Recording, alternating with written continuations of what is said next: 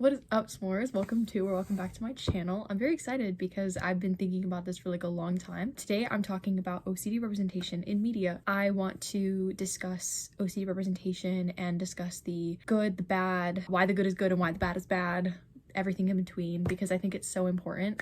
I think it's important for every neurotype, but I feel like OCD is grossly misrepresented. I am so grateful to every person who I interviewed and every person who answered my questions, and I'm just so grateful to every single person who participated and every single person who was brave enough to share their story with me. I think it's incredible. To prepare for this, for months I sought out OCD representation in the form of books, movies, TV shows, videos. So I actually made a Google form that I sent out to countless people. I just tried my best to reach out to as many people as humanly possible so that I could try to get different perspectives and different voices. All of that is what led to what is now this project. In this video, I want to discuss current OCD representation, point out what's accurate, what's not, then read entries from the people that I interviewed to reflect on what could be better and what kinds of things people with OCD want from OCD representation, because that's kind of the most important part of all of this. I am not OCD myself, which I do think is important to highlight, especially because there are points in this video where I will share my personal opinion, and I do just want that to be known that I am not OCD, which is why it was just so important to me to hear from OCD voices in the process of making this so that we could actually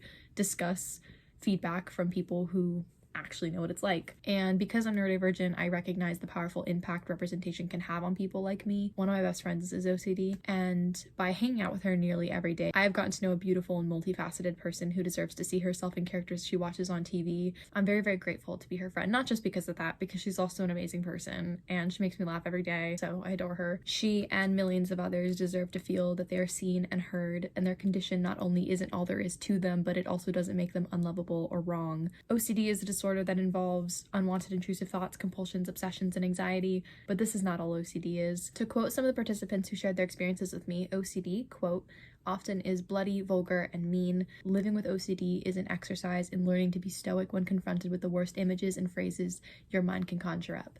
To live with OCD, you need to learn how to be mentally tough. It's a battle. It is mental warfare. This quote is from Miranda Campbell. Miranda Campbell also expressed that much of their own acceptance of their condition is strained by the harmful stereotypes they grew up with. And another submission by someone called Olivia: this disorder has stripped away any sense of being I have left in me, and I really wish people took it as a terrifying disorder rather than just someone who likes things a specific way. I spend every day living in fear of my brain and what it could do to me, and I wish someone would understand that.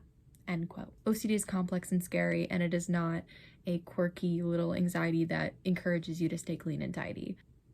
In fact, honestly, ironically enough, I would say that it's more likely that a person with OCD would have a messy room, considering the hoarding tendencies typically associated with the disorder.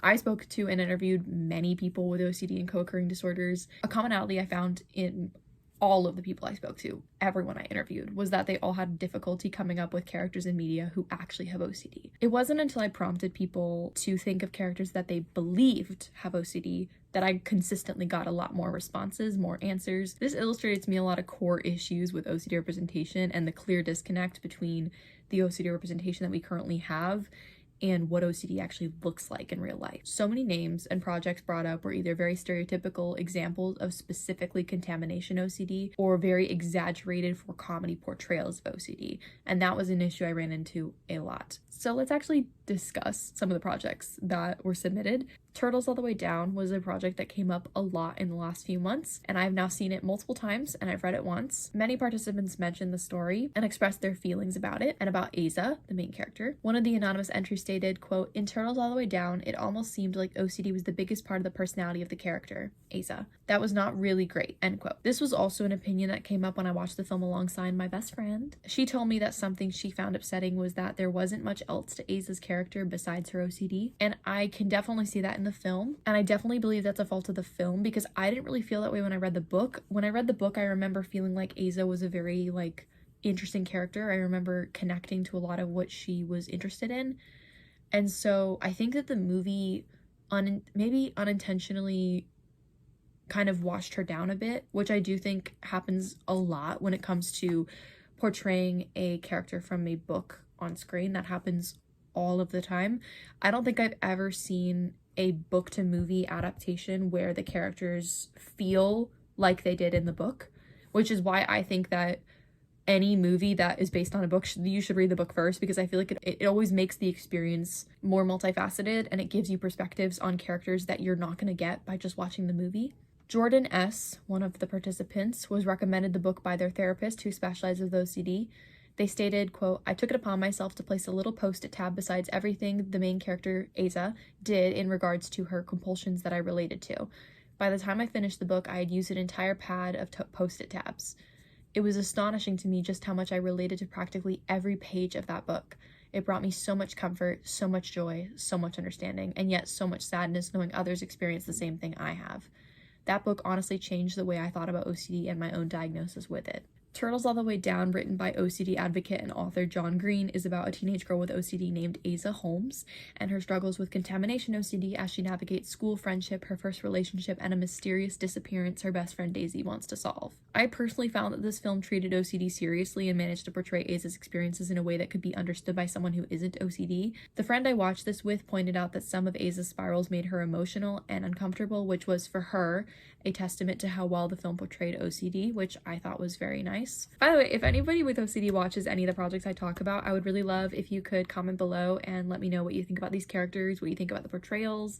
I really value your opinions. Asa's OCD is portrayed through thought spirals that we can hear in a narrative voiceover, compulsions, and obsessions with contamination and C. diff. Asa compulsively checks a band-aid on her finger, a band-aid that covers a cut she inflicts upon herself to cleanse the wound over and over again.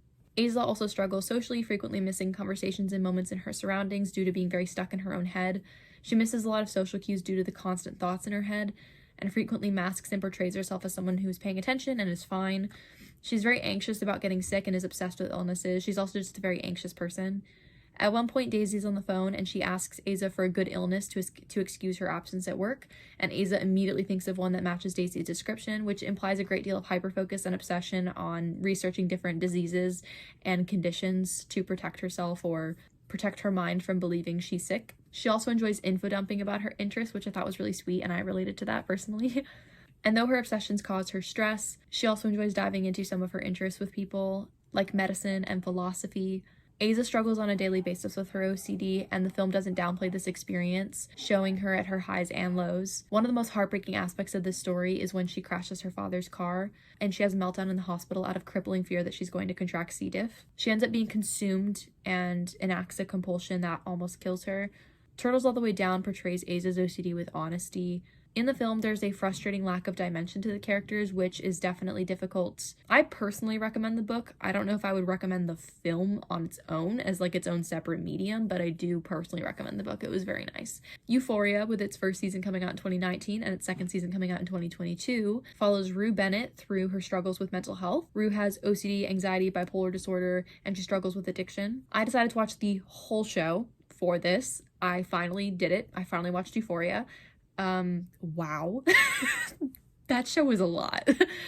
Like, I can't watch Euphoria. Like, it is such serious topics, but I can't watch it. I can't. I'm not old enough yet, so I can't watch Euphoria. And that annoys me. Like, I wish there was a version of Euphoria that was like that, because I want to see Zendaya totally kicking butt in that show.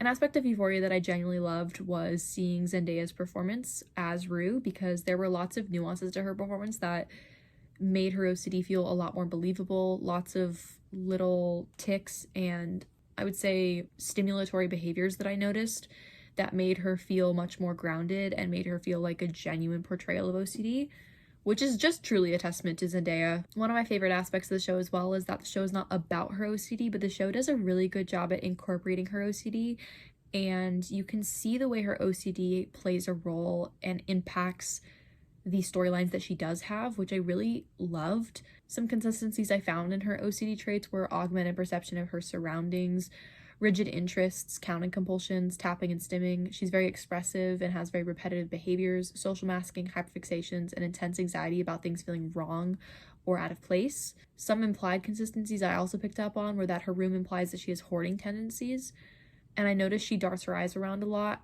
Rue's compulsions are often related to her addictions to drugs, alcohol, and hallucinogens.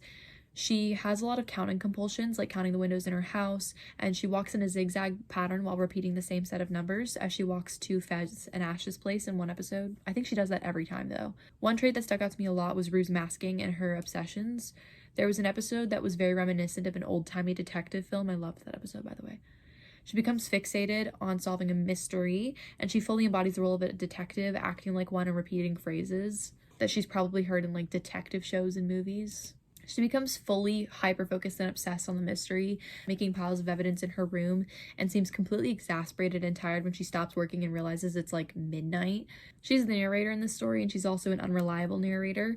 The people around her think she is selfish and self-centered, but the truth is she's actually very observant and gets very fixated on her friends' lives.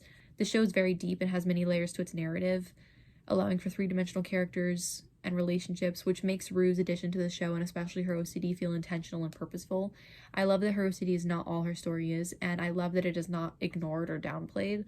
And for a show as chaotic as this one, it was really refreshing to see that Zendaya frequently included like stimming behaviors and like compulsions in her performance.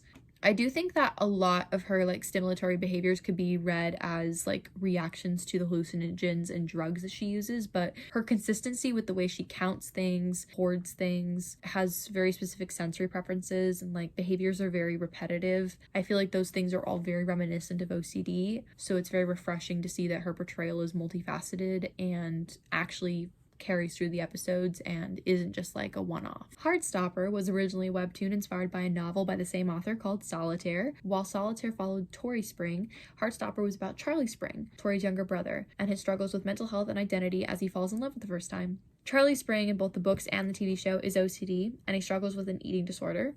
Much of his compulsive behavior revolves around his ED, but there's a lot more to his portrayal of OCD that adds to his character in the story. Charlie's OCD is more apparent in the books, but even in the show, Joe Locke's performance has lots of nuances and traits both explicit and implied.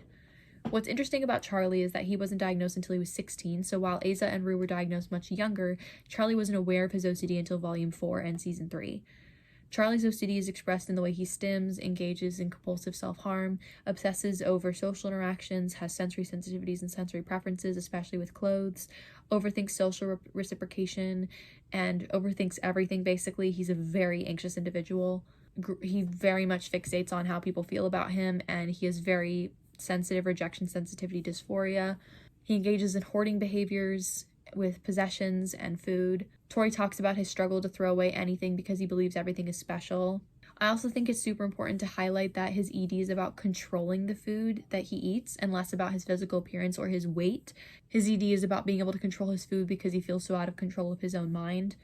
Charlie's also a really good example of OCD being portrayed in an honest way, while also not making the character completely miserable, giving the character agency to have a story outside of their condition. Something I really appreciated about Charlie's portrayal is that the anxiety and compulsions are present and portrayed in an honest way, which is unfortunately rare in OCD portrayals, which is quite surprising considering anxiety is kind of a staple of OCD.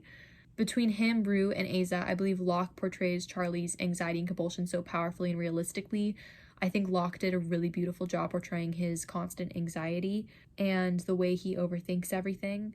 I see a lot of my best friend in Charlie. I think that the way his anxiety is such a prevalent part of his character is very realistic to his experiences with OCD. And I love that the show will sometimes include scenes where Charlie is imagining the unrealistic worst case scenario. The screen will get dark and then there's like that like a cartoonish like frame around it as he pictures like the worst thing this person could say to him next. And sometimes it'll make him he's very avoidant, which I appreciated that trait was also present. And due to the cartoonish nature of the show, we actually get a few scenes where his spiraling and anxiety are very visual and clear, which I think is such a strength of shows like Heartstopper, where you can have a more cartoonish feel because you can portray larger than life ideas like a person's anxiety spirals in a way that's clear and visual, like easy to comprehend. Asa, Rue, and Charlie are all, in my opinion, pretty decent representations of OCD. But unfortunately, there are also plenty of bad examples, as well as a lot of names that came up when participants expressed upset with OCD representation. I heard and read the name Monica Geller a lot while researching this. In so many ways, Monica has become the face of OCD, and when you Google it, Google does inform you that she has OCD. And the reason people think Monica has OCD is because she's tidy, and that's like it. It's because she obsessively cleans. Like that is it. Monica has a very specific place for everything and is visibly shaken when things are out of place or not clean. Her obsessions with cleaning and cooking in order are not related to any perceivable OCD traits. or related sources. To clarify, she's not obsessed with contamination. She does not experience intense anxiety about being sick. She does not have any intense aversions to germs. And she actually expresses excitement when things aren't clean because she's excited to clean it, and she likes making her own cleaning products. And I think it's important that I preface my argument by saying that I already think Monica's autistic, so like that definitely affects how I view these traits. I view her behaviors as a reflection of like a special interest or like a hyperfixation of hers, and not an obsessive and compulsive desire to keep things a certain way. Monica does not spiral frequently, and when she does, it's because she's overstimulated or because her mother's constant criticism is upsetting to her, of course. She does not engage in any behaviors that would be classified as compulsions necessarily, and it never seems to be due to intrusive or compulsive thoughts. Monica cleans because she enjoys it, and she loves the action of cleaning and cooking. I think it's so important to point these things out and to highlight why she is not OCD, because her association with OCD perpetuates stereotypes. Also, a huge part of why Monica is so cleanly is because she grew up with a mother who criticized her every move, and she loves to cook because she likes getting the positive attention from people because she's good at cooking. So associating her with OCD can be really harmful because her traits don't align with OCD. They align with different neurotypes, different explanations. Sheldon Cooper is definitely neurodivergent, and he was also mentioned by a lot of participants to be an example of OCD. One person noted, quote, knocking 3 times in a fear of germs as their reasoning for why they believe Sheldon is OCD. Another anonymous entry stated, quote, some of Sheldon's traits are probably supposed to be more similar to autism, like rigid food habits, his own seat, and his social struggles, but his habit of knocking on the door 3 times seems to hint at OCD. I relate to this trait because I've had counting issues, and it's sometimes embarrassing, or people make fun of it, which they do in the show, end quote. I have never seen The Big Bang Theory, but it is evident to me and most audiences that Sheldon is neurodivergent, and the show treats him the way Friends treats Monica. They make their neurodiversity the joke. This is a huge problem within itself, especially with OCD and ADHD portrayals. The shows make it a point to guide the audience to laugh at how weird or odd characters like Monica and Sheldon are. When Sheldon knocks on Penny's door 3 times and he says her name, the laugh track plays, as though the thing that is funny is that he's engaging in behavior that is completely normal to him. It implies that engaging in rituals such as Sheldon's is something to point and laugh at. In an episode of Friends, an object is moved from its spot, and Monica expresses discomfort, and everyone makes fun of her, so she pretends to let it go. Later that night, Monica cannot sleep, and she gets up in the dead of night to put it back. The audience thinks this is beyond hilarious, and the laugh track is deliberately laughing at a difficult and frustrating experience in Monica's head.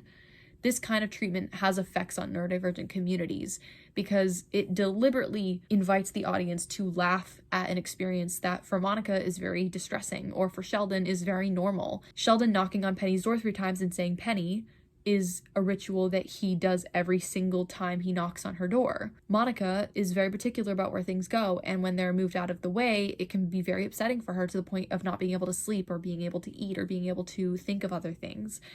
And that can be very distressing, but instead of sympathizing with her, we are encouraged to laugh at her experience. And it can contribute to normalizing bullying and harassment towards neurodivergent people and their experiences. Neurodiverse characters should be able to exist in sitcoms without being the butt of the joke or without being laughed at. And I know it's possible because shows like The Good Place and Brooklyn Nine-Nine actually managed to do this quite effectively. Eleanor Shellstrop and Jake Peralta are both heavily ADHD coded. Amy Santiago is very autism coded, and Chidi Anaganye is very OCD coded. Chidi was actually brought up in a lot of the forums, which was very exciting. Chidi has intense anxiety about making choices and doing things perfectly. He has a very obsessive interest in things like linguistics and philosophy, and he has sensory sensitivities and is very in his own head. He has a very strong moral code, intense anxiety that manifests as stomach pain, rejection sensitivity dysphoria, and a lack of awareness of what people really think of him, which causes quite a bit of distress. Chidi often spirals thinking about complex philosophical dilemmas, choices, and their unintended consequences. The show will sometimes have characters poke fun at his indecisiveness, but it is done with love. And Eleanor, his love interest, deliberately makes her support for his struggles clear. Chidi's neurotype is more often than not his strength, and is sometimes the reason conflicts in the show are solved, because his unique way of thinking is very valuable to the team and to the conflicts that they're presented with. Chidi grows as a person, but his neurotype stays the same, and the way his OCD affects him stays the same. This is how you incorporate a neurodivergent character in a story without making it their whole personality or the sole purpose of their story. Chidi is one of my favorite examples of neurodiversity in TV because he's in a sitcom, but his neurodiversity, his traits are not a joke. There are a few scenes where, you know, the show will poke fun at something like, haha, it took 30 minutes for him to pick a muffin. It's very clearly not in a malicious way. And there are other scenes where he's genuinely struggling with something, and instead of laughing, we're encouraged to sympathize with his experience and see this as something that is serious to him, something that is upsetting to him. I find that very powerful, and I love the way that Eleanor treats him. And I love that the characters grow to understand him, and they grow to appreciate his unique way of thinking and his brain. Y'all wouldn't have saved the world without his amazing OCD brain. Oh, wait a second. OCD saved the world. An OCD ADHD couple saved our universe. I was pleasantly surprised to see Winnie the Pooh mentioned in this form, and I looked into it, and apparently Pooh is presumably comorbid ADHD and OCD, which is really interesting. I love Winnie the Pooh, actually. I have this cool art book that my grandmother got me. Isn't it beautiful? Some of the traits he exhibits are repetitive and obsessive counting, an obsession with honey that reads to be some sort of ED, a strong need to have things in a certain order, very nervous and repetitive energy, and rearranging things and people in his life. He represents the way we can show kids what OCD is while showing that it's not a quirk but a debilitating disorder, without showing the rather dark aspects that you'd get into with Rue or Charlie. Shows like Bluey do it beautifully. Grey's Anatomy, a medical show that is somehow on its 21st season. Said with love, by the way. I've been a Grey's Anatomy stan since I was like 12. I stopped caring when my favorite person left the show. Listen, when Lexi Gray was no longer on the show, do you think I cared? Do you think I gave a shit? And then Alex left and I was just done. When Alex left, I gave up. Alex leaving was the catalyst for me. I tried to keep going after that, but I couldn't care anymore because I lost Mark, I lost Lexi, I lost Alex. I just kept on losing. And I was like, no, I'm not watching this anymore because my favorite people are gone. I'm a fan of the seasons where my favorite characters were alive, well, and not abandoning their wives. It also had a very interesting storyline with Miranda Bailey, wherein after a traumatic event, she developed trauma-induced OCD. I thought the storyline was actually a cool idea because I did not know prior to watching this that OCD could be developed after a traumatic event. But she develops it after a traumatic event, and it isn't until Richard convinces her to take her meds that she starts to take care of herself and learns to cope with her OCD. Bailey's OCD is portrayed in obsessive compulsion, severe anxiety, a need to keep things in order, a need to control the variables in her life, and irrational fear that nearly consumes her when she locks herself in a lab all day testing herself for disease. With a consistent need for perfection and order and control, and crippling anxiety when things don't turn out the way she believes they need to. Her anxiety attacks were very, very, visceral and real. Okay, when I was writing this, I considered not mentioning Criminal Minds, but then a couple of people brought up Clara from season 1, episode 2, Compulsion, where Clara Hayes is a serial arsonist obsessed with religion, fire, and the number 3. What triggers her to act on compulsion is the number 3, and she believes that if she doesn't act on the compulsion, something terrible will happen to others, herself. I don't completely remember. Huge fan of Criminal Minds, by the way. Of course. I hesitated because she is an sub, and she was one of the only characters I could think of. And I saw that as a huge problem because even though I'm educated, I imagine people who aren't might watch that and then shape their notions on what OCD is based on characters like Clara. But I do think it is relevant that the show does not necessarily vilify Clara, even though she's an unsub, but there's actually a level of understanding and sympathy for mentally ill unsubs on the show, which I do think is relevant. Because Clara isn't painted as some monster. She's painted as someone who is sick and struggling with the way that it affects herself and others because she's become a danger to herself and others. Clara wasn't a villain, though I do think framing her OCD as a villain is harmful because it implies that all OCD people are kind of tied to Clara's fate. Because they do kind of make it seem like OCD's the villain here. It's not Clara, it's her illness. Jared and Tilda Addison from Bones, season 4, episode 5, The Perfect Pieces in the Perfect Pond, was noted as well. It appears Tilda is OCD and everything she does seems to be in 12s. A description of the episode says that when her son overcame his OCD and was ready to take hold of his own professional life and move out and marry, Tilda's pattern snapped and she murdered her own son with a shovel. So much like season 1, episode 2 of Criminal Minds, the OCD character is specifically utilized in a harmful way that portrays them as dangerous. Though to my knowledge, it seems like the Addisons are not treated with the same compassion as Clara. I did not watch Bones, and I didn't watch this episode because I couldn't find it for free. And I wasn't about to pay to watch a random episode of a TV show for a video. I don't have the budget for that, you guys.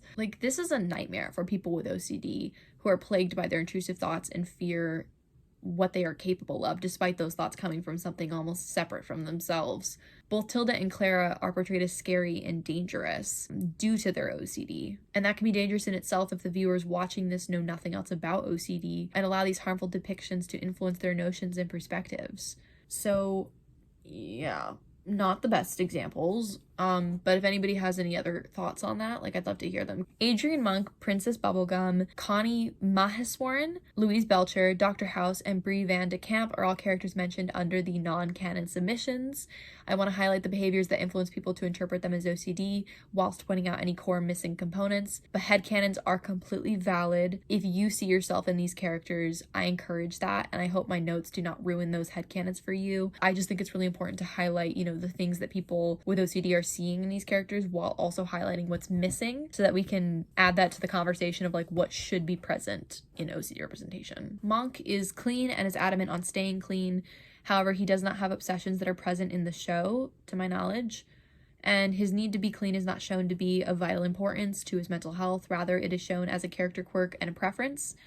OCD viewers have also noted that there is a lack of anxiety in his performance, and while he's in therapy, his behavior is assumed to be trauma-related versus due to OCD. I've never seen the show, so I am curious how fans of the show feel about Monk in this context, but after reading lots of different opinions on this show, I have gathered that there are a lot of anxiety and obsession-related traits missing from his performance and missing from his character that make it a bit difficult to tie his behavior to OCD. Dr. House does not exhibit obsessions, and any perceivable compulsions can be explained by pain management and addiction. His rigidity and meticulousness can be better explained by intellectual arrogance because fear-driven rituals and anxiety-induced avoidance behaviors are absent in his character.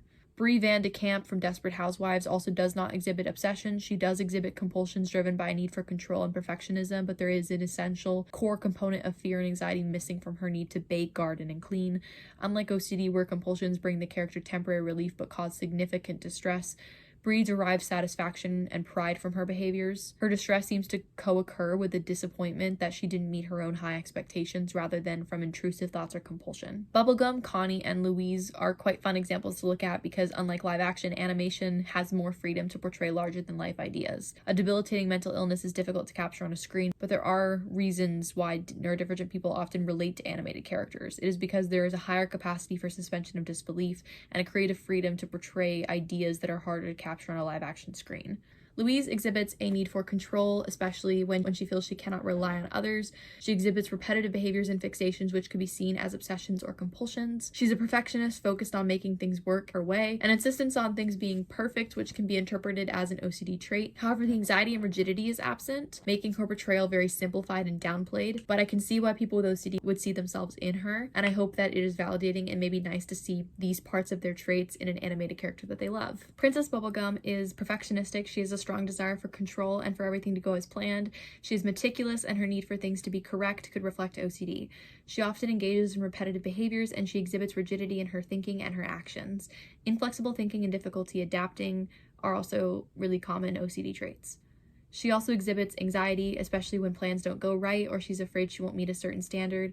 Obsessive thoughts, compulsive rituals, and distress from her behaviors are kind of absent here. But I do think Princess Bubblegum could be somewhat accurate if she had obsessive thoughts and compulsions that were more clearly presented. I think she could be an example of effective OCD representation. Connie exhibits perfectionism, a strong desire to excel, a rigidity in her thinking, and a difficult time letting go of things, and overthinking habits. The three of them are quite similar, and I think that if their actions were framed as things they do because of intrusive thoughts or compulsions, or their overthinking and anxiety were more illustrated, they could be really impactful ways to incorporate OCD in these fun and magical stories. The point of this section was to highlight a few examples of characters who are specifically non-canon, but they do resonate with OCD people. And I wanted to highlight why, because I think it's really, really important to highlight the specifics that are there and absent. You could read a little synopsis about OCD and then write a character based on that, but you're not going to be able to accurately portray the complex disorder that it is unless you include a variety of traits, a variety of experiences. I am also doing this because I want to make it clear that I'm aware that OCD characters do exist. But what is missing is that people with OCD feel misrepresented.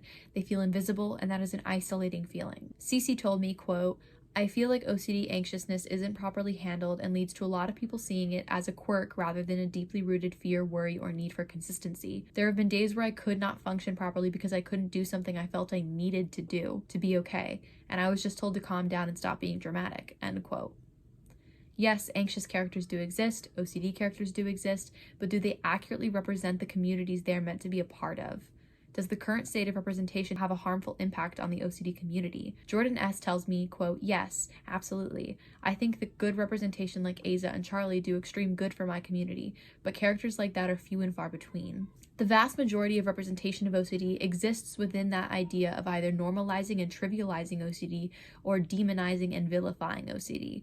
When I tell someone I have OCD, I expect a few responses like, oh, well, yeah, doesn't everyone have a little bit of OCD?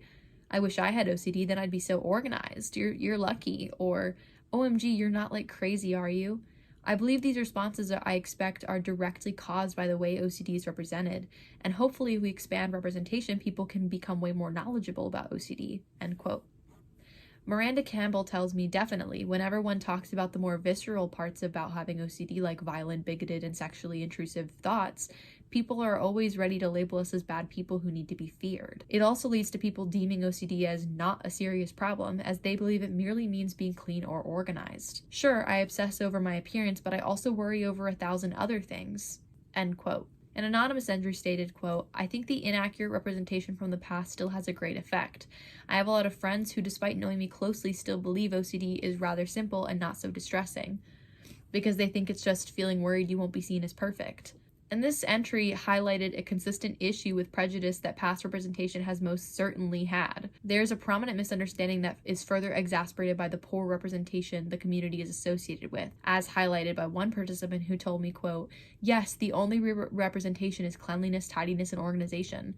Some people don't even realize it's a condition and just think it means to be clean and tidy. It makes people not take us seriously. They sometimes also show counting and repetition, but anyone who has traits other than the acceptable ones, like cleanliness, are portrayed as weird or annoying or even scary. People often confuse intrusive thoughts with impulsive thoughts or even just thoughts. People refer to the urge to dye their hair as intrusive, and then doing it makes people think that we'll act on our real intrusive thoughts and do things like murder. This one is the most frustrating to see because it misrepresents a really upsetting symptom, end quote. The OCD community feels misrepresented and pushed into boxes that common misconceptions and stereotypes have created. OCD is presented as scary, like with Clara. It is associated with a joke, like with Sheldon and Monica. I may have presented examples that I was given, but there is an obvious lack of diversity and an upsetting amount of flanderization that make people think OCD is something it is not. OCD characters exist, but they really don't. One of the last questions that I asked everybody was, are there any specific ways in which you wish OCD was represented? Stereotypes you wish to be disputed, or common misconceptions you believe could be rectified if addressed in public media? And here are some of the beautiful and honest responses I got. Anonymous stated, I wish that the effect of OCD on people's lives should be shown more. There should also just be more representation in general. I feel like now if there's a character with OCD, it is either portrayed as a quirky little character trait, or it is the only thing about that person. There should be a better balance. Cece stated, I wish OCD was treated less as a joke and was treated more like something a person lives with that they need extra support with. The main stereotype I think should be rectified is the whole neat freak thing. Hell, my first psychiatrist didn't even consider OCD screening solely because I wasn't hyper-vigilant about neatness. In addition to that, I wish people were more open-minded and less cruel or accusatory about unwanted OCD thoughts.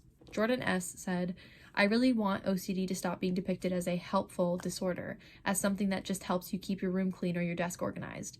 OCD is not just wanting things in a certain order or lining up your pencils by height or whatever it's usually portrayed as. It's a disorder. It should be depicted as one. It can be debilitating, life-changing. An anonymous entry stated, I also think it would be a huge step if the media started explaining why people perform compulsions rather than leading OCD as compulsion only, because no one in media explains why. They don't explain the domino effect that happens internally. They don't touch on the mental train of what-ifs that storm in and pile on each other in order to make the compulsion seem rational to the person with OCD. Kira stated, I would like intrusive thoughts, physical compulsions, verbal compulsions to be represented. People often think that OCD is only cleaning and being organized, but that's not true. I personally struggle with repetitive behaviors, repeating certain words and doing certain physical compulsions, having intrusive thoughts, sensory issues, ruminating, and many more. These are not represented in the media at all. Many people don't even know what OCD is, and many of them use it as a verb, like I'm so OCD, which is really damaging to the community, and representation would really help. Anonymous stated, I mainly want to get rid of the stereotype that it's all about cleanliness or tidiness, or clear up the misconception that it's an actual diagnosable disorder and not just a silly trait. I think that accurately representing what intrusive thoughts are is the most important, because people kill themselves over this symptom, so it's dangerous to make it seem like it's just urges. Generally, I'd want representation of a broader range of symptoms whenever a character has OCD. Anonymous entry stated, like the cleaning and stuff like that, for some characters, I get it, it's a thing for some people, but I don't want it to be the face of OCD, because that's not what it is. I keep everything. I have random test papers. I cry when I think about the school papers I've thrown away. The hoarding thing, I would really like to see more of that. I feel like people don't talk about the most basic thing, and like another misconception on the other side of that stereotype is, oh, I have to turn the light switch on 3 times. Like, I guess, but that's not all it is. I have to turn the stove off 7 times or my house will blow up is such a simplified version of what it's like to actually have intrusive thoughts. And finally, another anonymous entry stated, I wish OCD was represented faithfully. I wish things like the thoughts and specific anxieties someone can have while suffering from OCD were shown instead of ignored. OCD communities deserve representation that make them feel seen and heard. Representation that shows the harsh realities without completely dehumanizing them and demonizing people's daily struggles. One person told me that even though the story is, in their opinion, terrible, they always recommend Turtles All the Way Down to people who don't understand OCD because it's the only example they can think of. That's a problem. OCD affects about 2.3% of the population, and a lack of education on what it is and what it looks like can lead to so much misunderstanding and harassment. OCD is misunderstood, and we could all make an active effort to educate people, because the people who do not understand what OCD are not villains. The educators who choose not to educate us and the creators who choose not to include our voices are the ones in the wrong. And while it has gotten better, I spoke to neurodivergent and neurotypical people and asked them how much they knew about OCD, and I asked them if they thought current representation was harmful. I spoke to people of varying ages, and I saw an obvious pattern. People genuinely don't know what OCD is. And some are unaware that there is even a lack of representation in the first place, because we are not speaking up about it as much as we could be. And the commonalities in their reasoning made me realize that it is truly to the fault of the people who failed to educate us when we were young. And more than anything, it's the fault of the awful misrepresentation of OCD we were desensitized to and taught to laugh at. This project has been in the making for a long time. I think that's pretty accurate to say. I've been working on this since last August, I think. I don't know why it took me so long. I did take a hiatus, so this ended up being a lot later than initially anticipated, but I'm very excited about 2025. I'm beyond grateful to every resource and every person that made this possible. I encourage every viewer to comment below their feelings about what was stated here and characters that they relate to OCD. I hope you learned something about OCD or the OCD community, and I sincerely hope discussion leads to actual change. While many participants requested anonymity, I'd like to take a second to personally thank every person who wanted to be credited, every single person who helped me, every person I spoke to. Thank you to one of my closest friends, Leah. I could not have done this without you. I love you dearly. Thank you to Cece, Jordyn S., Miranda Campbell, Olivia, Clara, Hendrix Montejano, Rachel Beard, Hannah Jackson, Jordyn Howsmon, and every other person who helped me with this. In the description, there will be a works cited if you'd like a comprehensive list of every character and piece of media referenced here. I appreciate every entry I received. Your voices are heard, and I am blown away by all the messages I received thanking me for even caring, because we should all care. I'm very excited about 2025 because this year I really want to dedicate more time to actually making more videos. I really love YouTube. I love doing this, and I have a lot of video ideas. There's so many things I want to talk about. I'm so excited. Happy New Year, and thank you for the support on the Challengers video. I loved making that. I'm really happy, and I just wanted to say that because a lot of people check in on me a lot, which I find incredibly sweet. I still get messages asking me if I'm all right and asking me when I'm going to come back. And I really appreciate your guys' support. It makes me feel incredibly loved and appreciated. So I just wanted to relay the message that I am definitely okay. I love you all so very much. And thank you so much for watching. I will see you guys next time. Bye bye.